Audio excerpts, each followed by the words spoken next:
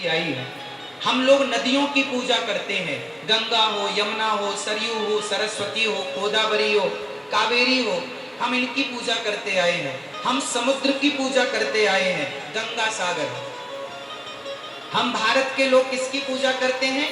पर हम लोग पहाड़ की पूजा करते हैं। हमारे यहाँ गिरिराज जी हैं, हमारे यहाँ चित्रकूट में कामतानाथ जी हैं।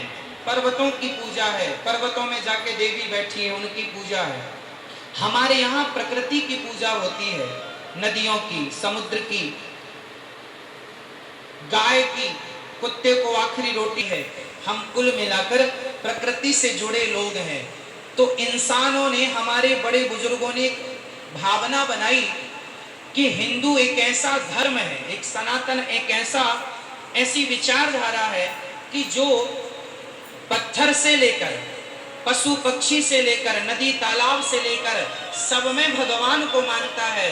जो इंसान को भगवान के रूप में देखता होगा, जो माँ को, पिता को, पति को, जो समाज में बड़े बुजुर्गों को, गुरु को, बच्चों को जो भगवान के रूप में देखता होगा, वही व्यक्ति पत्थर में भी और पेड़ पौधों में भी ईश्वर का दर्शन कर पाएगा। जो इंसान में भगवान को ना देख पाया, वो पत्थर में भगवान को कभी ना देख पाएगा। अब विडंबना ये है कि आप 5वीं क्लास से 6वीं में गए ही नहीं, तुम्हारे बाप दादे मंदिर में पूजा करते करते मर गए, तुम भी वही कर रहे हो। हम ये नहीं कहते पूजा मत करो, पूजा जरूरी है, भगवान के रूप में मानो। पर किसे? मंदिर में जो बैठे हैं वो भी भगवान है, पर तुम्हारी माँ, तुम्हारे पिता भी भगवान है। आप मंदिर में बैठे को भगवान माने और माँ बाप को अपमानित करें, ऐसे में भगवान कभी प्रसन्न नहीं हो सकते।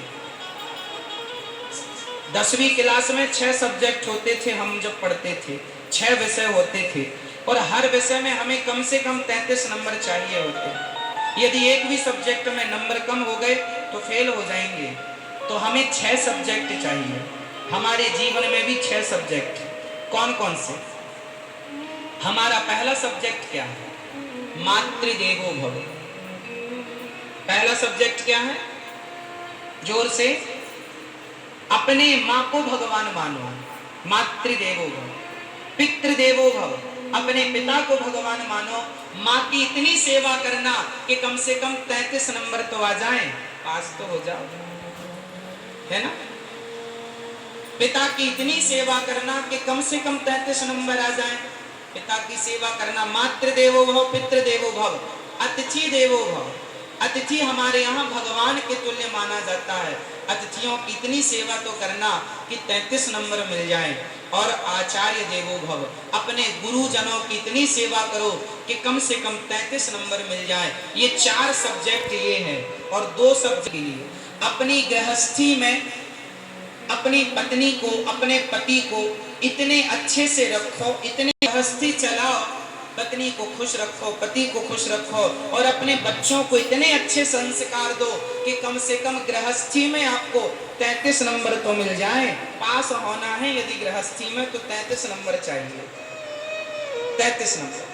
कई पुरुष अपनी पत्नी को समय नहीं दे पाते, उसे प्रसन्न नहीं रख पाते। कई पत्नियां अपने पति को प्रसन्न नहीं रख पाती। कई माँ बाप अपने बच्चों को योग्य संस्कार नहीं दे पाते, बच्चों को सही शिक्षा नहीं दे पाते।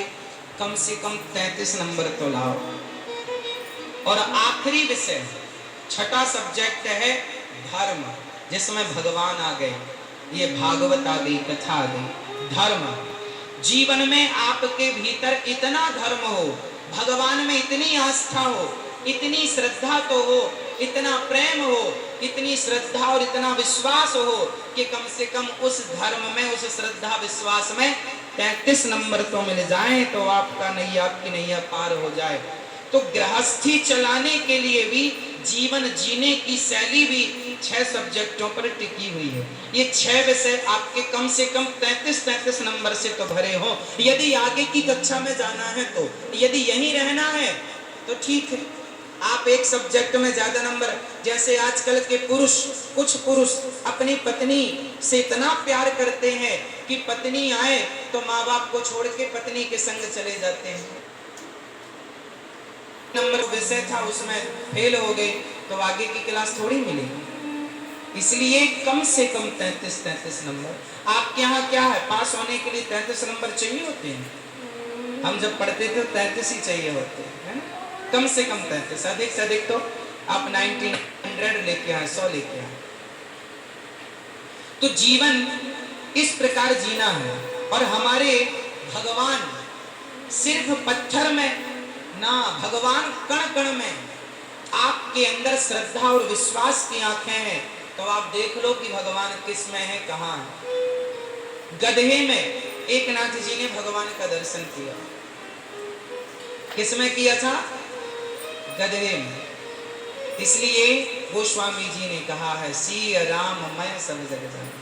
सब में गोविंद ही है, सब में मेरे राम ही समाये हैं, सब में